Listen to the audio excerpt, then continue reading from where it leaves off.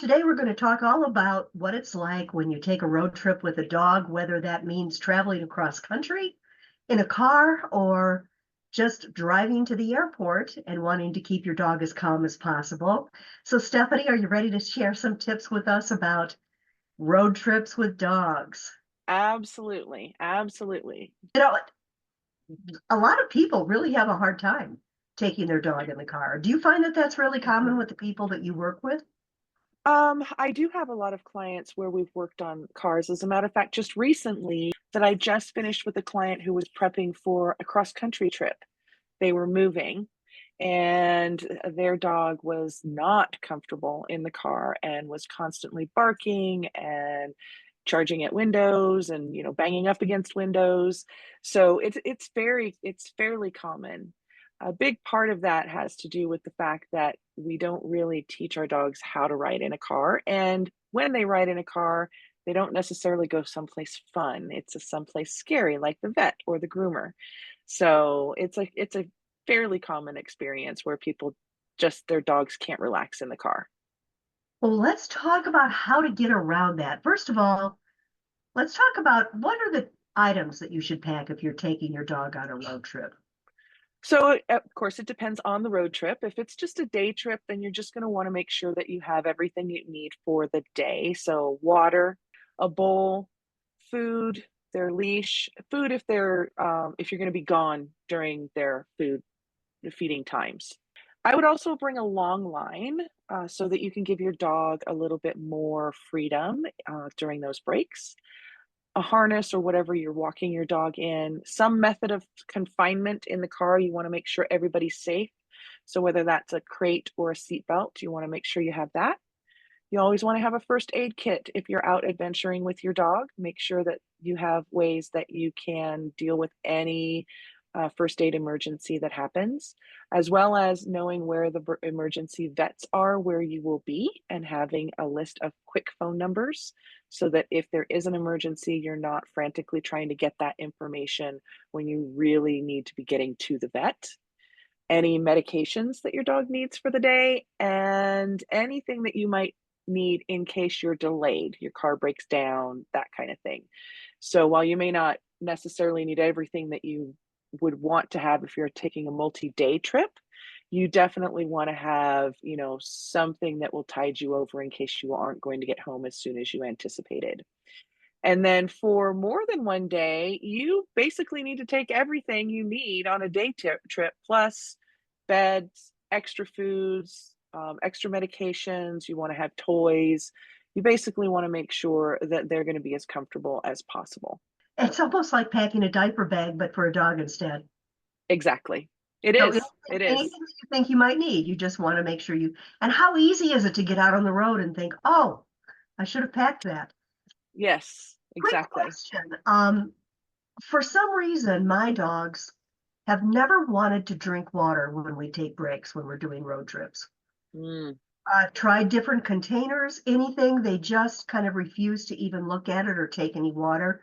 Now, I don't know that I've had them on such long road trips that it was making a significant difference in their health, but it's still kind of disturbing because your dog's back there mhm. panting and probably needs Yes. a little extra water. Any tricks for getting a dog to drink more water on the road? I would get a bowl that is exactly like their water bowl at home. That might be part of it.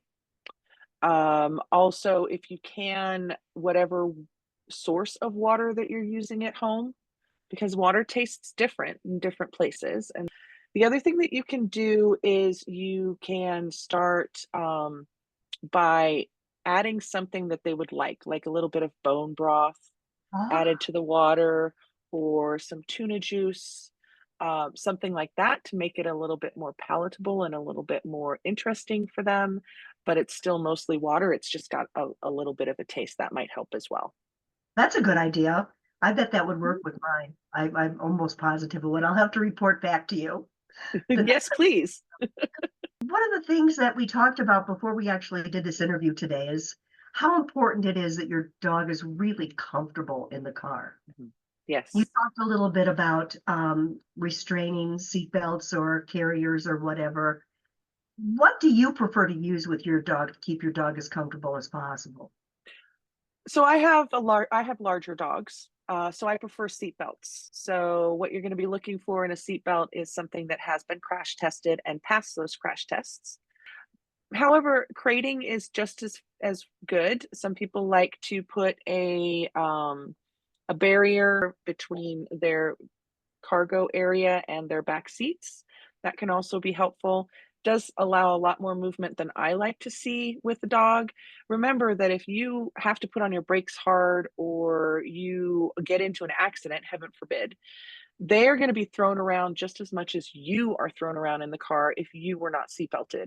And on top of that, they now become a hazard because they are flying through the car and may hit people in the car. So having them so that they are not going to be thrown all over the place when you have to maneuver quickly or you come to a sudden stop is really important. So some kind of crate also works well, but just make sure that you're looking for things that have been tested and withstand the test of a crash.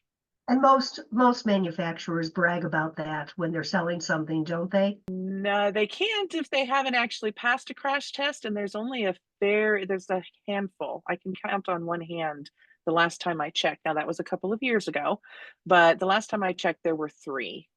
One was the Click It, and I think Roughwear had one that had been crash tested and succeeded. So many of the ones that are out there for you to use on your dog as a seatbelt have not had those safety tests done, or if they have had them done, they have not passed. Is there a place where we can go to see? I will give it to you so that you can put it in the show notes. So the dog has kind of a negative attitude when it comes to riding in the car. What are some things that we can do to help the dog feel more comfortable and actually get the dog to where they enjoy? Because a lot of dogs love to ride in the car. How to Yes. help a dog get to where they can enjoy riding? So the first thing that you want to do is you want to make sure that they're not experiencing motion sickness. That is a real thing for dogs. So you're going to be looking for drooling, panting, pacing, whining, vomiting, those kinds of things. And if you're seeing that, you might want to talk to your vet about possibly something that you can give your dog to help with the motion sickness. Okay, but you want to talk with your vet because you're going to want to figure out what would be best for your dog, because some over the counter things you can give your dog, but you also want to know what dosage you should be giving them based on their weight. It can be stressful, right? Some people drive more smoothly than others. They speed up and slow down faster or slower. And that motion can be disconcerting for the dog, even if it's not causing them to be sick. So you want to be paying attention to how you're driving while you're getting your dog used to this. The other thing is a lot of people frequently you only put your dog in the car when they're going someplace like the groomer or the vet, which is generally not a positive experience. And so having short trips with your dog where you're going someplace fun, that might be a park to do a sniff walk, it might be going through a coffee shop that offers a pup cup of some kind without making any brand specific things. There are a number of places that do those kinds of things. And so they're getting a treat so that now the car can actually more often than not be something that anticipates something fun as opposed to something scary like the vet. And even if you're going just to the corner to maybe get them a Mhm. little treat or whatever, I'm assuming you should still follow the same protocol that if you're using a crate, use it during that time. Yes. Using Yes. It would be the seatbelt same process. that time. Yeah. Of course, just for safety's sake, you'd want to do that anyway. They tell people not to Yes. ride anywhere without a seatbelt. You have to think of it Hmm. with your dog, of course. But it's so easy just to take a dog and you think you're just going around the corner not to have to worry about that, but you really want them to get used to it and associate Right. that with a positive experience as well. Good idea. Exactly. Exactly. What about frequent stops? I suppose a person needs to plan on spending a little more time stopping if there's a dog in the car, just like if there's a kid in the car. Right. Yes. You do want to make this a time for a bit of fun. After all, they have been, probably laying in the back seat, watching the world go by, getting maybe a little bit bored. So you want to kind of give them a little bit of fun and to stretch their legs. This is also a time for you to stretch your legs too. So you want to see if there's an enclosed area. If there is, you might be able to play fetch or have a toy that you play with your dog with during this time. Let them run for a little bit. If there's no enclosure, that's where that long line that I mentioned earlier comes in, where you might have 20 to 30-foot leash that you can actually let them do some exploring and keep them safe, but it allows them a little bit more freedom. And those potty breaks are a must. You definitely need to be stopping at least as frequently as you would be letting your dog out to go potty during the day. But letting them have a good sniff break is both relaxing and it'll tire them out for the next leg of that journey.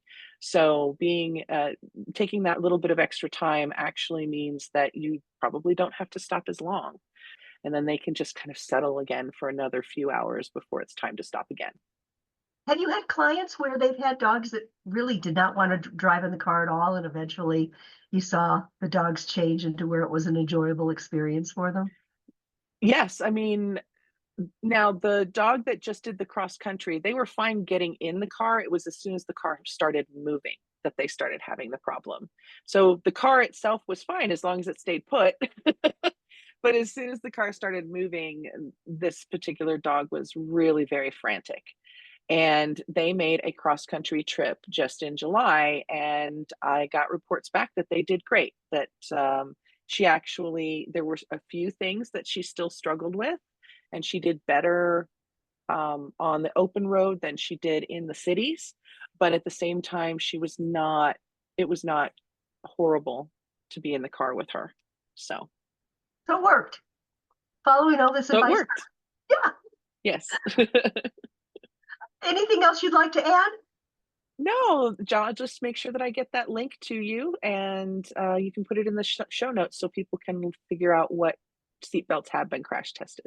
I want to let everyone know too that coming up in the weeks ahead, we're also going to be talking about how to make a veterinary trip easier. Some of the tips I'm Yes. sure that Stephanie gave us today will come into play when taking your dog into the car, but there's also other things that you'd like to know. So really watch for that. And if you have any questions, make sure you let us know. Okay. Thank you, Stephanie. We'll talk to you again soon.